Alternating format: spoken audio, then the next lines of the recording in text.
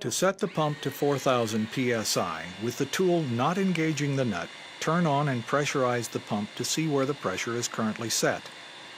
In this case, the pump pressure is 6500 psi. Always regulate hydraulic pressure from lower to higher. Do not try to back down to the target value. Instead, loosen the locking nut under the pressure regulator knob. Unscrew the pressure regulator a few turns until when you check again, the pressure is below our target of 4000. Press and hold the remote button, and while doing so, gradually screw in the pressure regulator knob until the gauge reads 4000 psi. If you pass the target, release the button, unscrew the regulator knob, and try again to stop at 4000. When ready, retighten the locking nut and check the pressure one more time to ensure it did not change.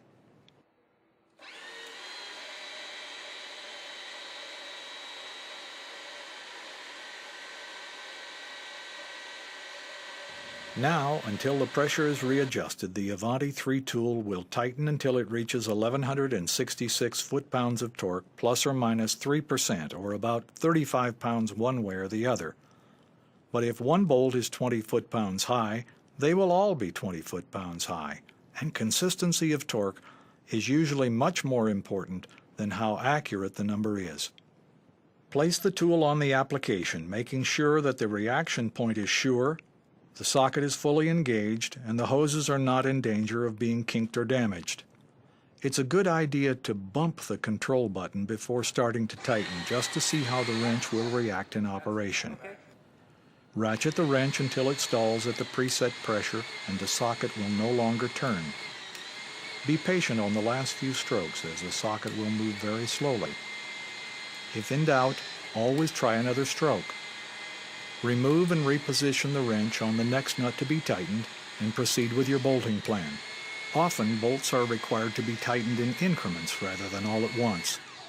This is done by simply choosing a lower pressure corresponding to the percentage of final torque desired on each pass.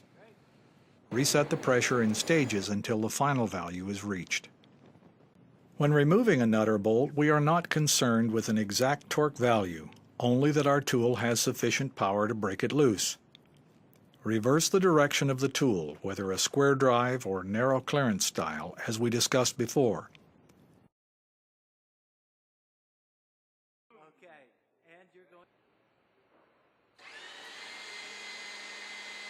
Turn the pressure up on the pump to at or near 10,000 psi, giving the wrench its full power.